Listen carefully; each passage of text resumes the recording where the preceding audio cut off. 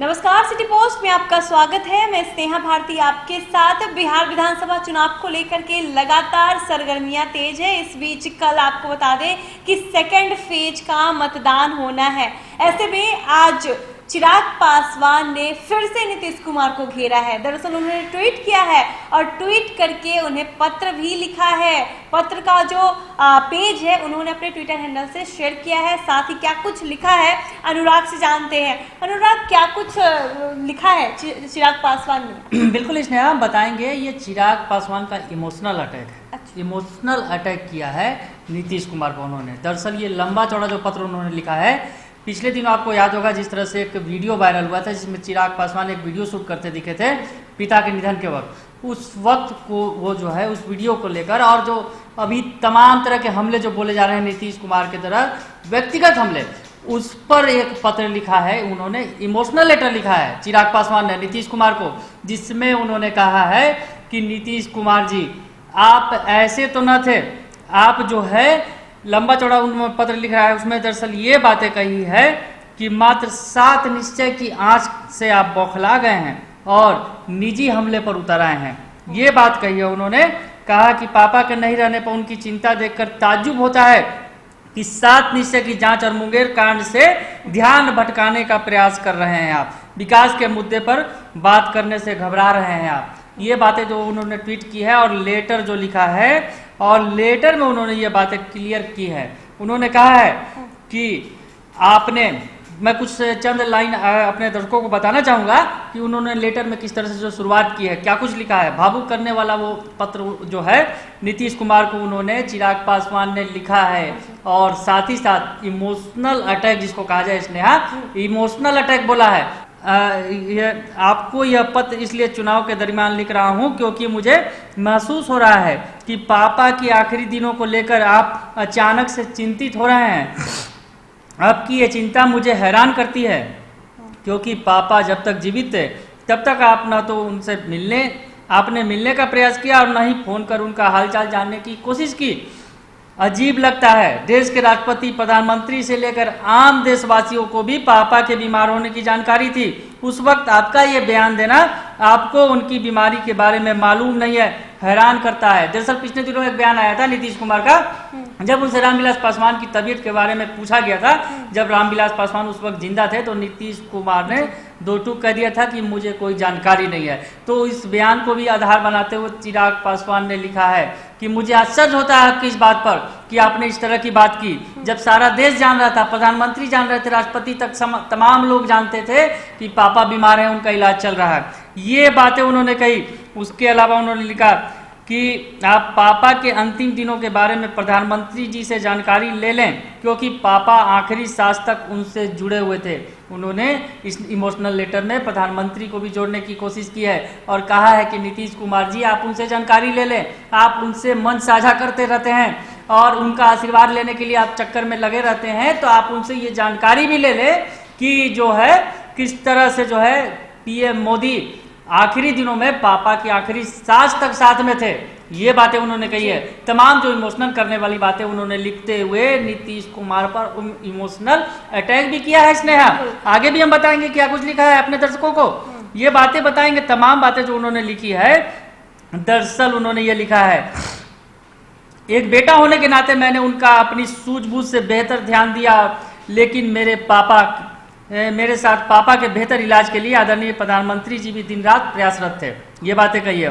फिर आगे उन्होंने लिखा है नीतीश कुमार को संबोधित करते हुए, महोदय, बिहार विधानसभा चुनाव 2020 में आप नेताओं के द्वारा गिरते राजनीतिक स्तर के बारे में आपको कुछ जानकारी देना चाहता हूँ।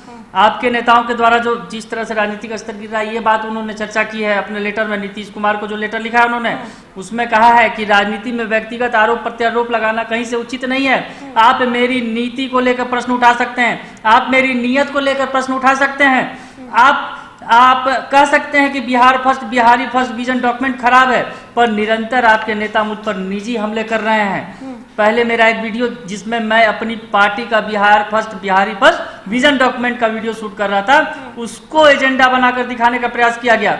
मानो मेरे पिता के गुजरने का दुख ही नहीं है।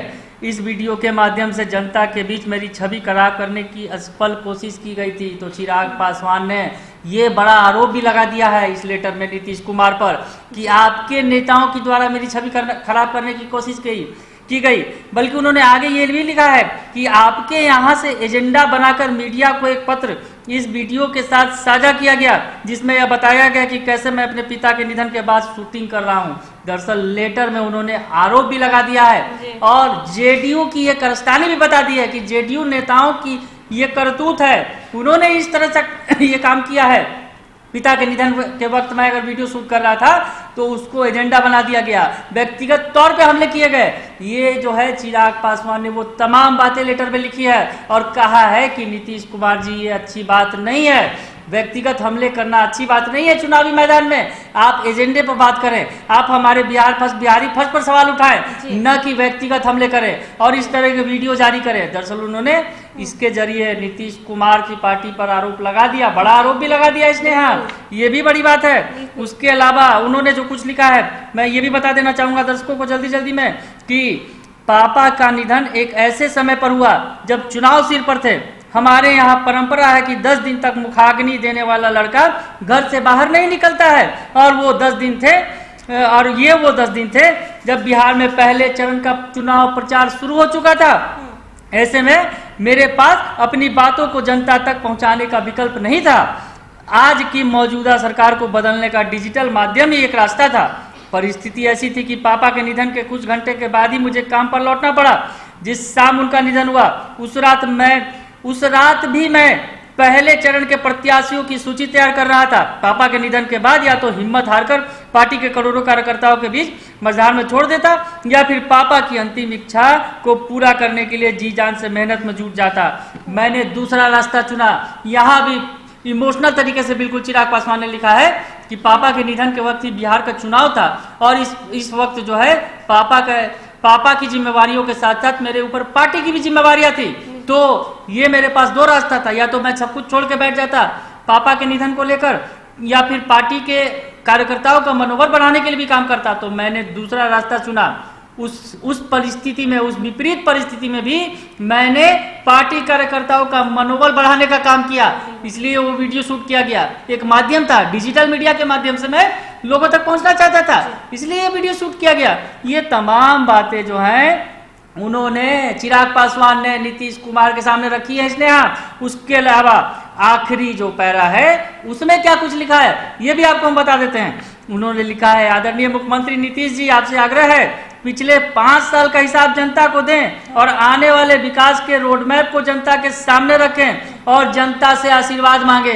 उन्होंने नसीहत भी दे दी है नीतीश कुमार को इस इमोशनल अटैक में, इस इमोशनल लेटर में वो तमाम बातें कह दी है उन्होंने और कहा है कि आप अपने एजेंडे को रखें, 5 साल के पिछले काम को रखें और जनता से वोट मांगे। निजी हमले करने से आप कमजोर दिखते हैं। आपके पार्टी के नेताओं के द्वारा व्यक्तिगत और निजी हमले न सिर्फ मुझे बल्कि मेरे परिवार को भी बहुत ठेस पहुंचाते हैं। चुनाव में चर्चा सिर्फ विकास के मुद्दे पर होनी चाहिए और आपको अपने 5 साल में किए गए काम के आधार पर वोट मांगना चाहिए।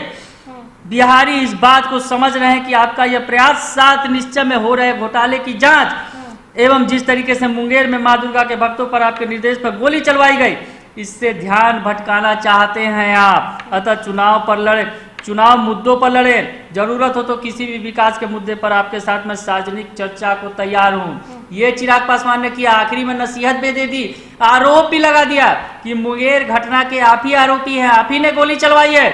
ये भी बातें उन्होंने कह दी।